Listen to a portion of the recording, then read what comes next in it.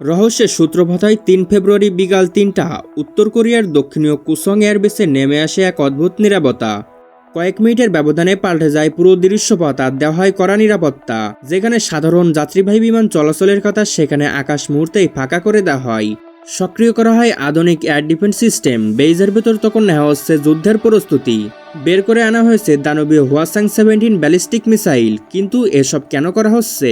এই ঘটনার মাত্র 2 ঘন্টা আগেও সব স্বাভাবিক ছিল, কিন্তু গোলমাল দেখা দিল রাডার কন্ট্রোল রুমে। অপারেটররা লক্ষ্য করেন রাডার স্ক্রিনে একটা অস্পষ্ট সিগন্যাল এক জায়গায় স্থিরভাবে দাঁড়িয়ে আছে। সাধারণ রাডারে সেটি ধরা পড়ছিল না ঠিকভাবে। সন্দেহ ঘনীভূত হয় তখন হাই ফ্রিকোয়েন্সি রাডার চালু করতে হলো। তখন চমকে উঠল কর্মকর্তারা। ভূপৃষ্ঠ থেকে প্রায় 16 কিলোমিটার উচ্চতায় উড়ছে এক রহস্যময় বস্তু। না সেটি কোনো যাত্রীবাহী বিমান আর না কোনো পরিচিত যুদ্ধ বিমান। তৎক্ষণাৎ আকাশসীমা রক্ষায় উড়ে গেল উত্তর কোরিয়ার গর্ব রুশ প্রযুক্তির মিগ-29। ডগফাইটে পারদর্শী এই বিমানটি তীব্র গতিতে এগোতে থাকলেও বাধার মুখে পড়ে যায়। রহস্যময় বস্তুটি যে উচ্চতায় অবস্থান করছিল মিগ-29 এর পক্ষে সেখানে পৌঁছানো ছিল প্রায় অসম্ভব। কমান্ডার রুম বুঝতে পারেন এটি কোনো সাধারণ স্পাই ড্রোন বা উন্নত নজরদারি যন্ত্র ছাড়া আর কিছুই নয়।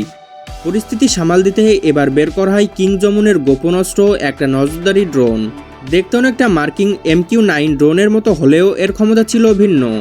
যদিও এর গতিবেগ ঘন্টায় মাত্র 450 কিলোমিটার ছিল, কিন্তু এটি শত্রু দেশের যে কোনো স্যাটেলাইট বা রাডার সিগন্যাল মুহূর্তেই ডিকোড করতে সক্ষম।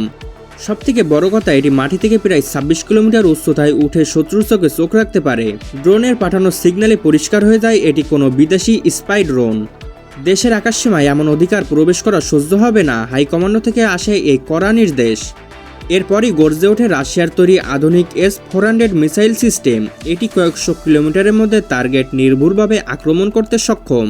কয়েক সেকেন্ডের টানটান উত্তেজনা এবং রাডার স্ক্রিন থেকে সেই অজানা সিগন্যালটি চিরতরে হারিয়ে যায়। এই ঘটনার পর উত্তর কোরিয়ার শীর্ষ নেতা কিং জমুন কড়া হুঁশিয়ারি দেন, আকাশসীমানায় কোনো সন্দেহজনক কিছু দেখলে কড়া জবাব দেওয়া হবে। আন্তর্জাতিক মিডিয়ায় বিষয়টি নিয়ে গুঞ্জন উঠলেও রহস্য পুরোপুরি উন্মোচন হয়নি। সেটি কি সত্যি কোনো দেশের স্পাই ড্রোন ছিল, নাকি উত্তর কোরিয়ার আকাশসীমা পরীক্ষার কোনো বড় কৌশল?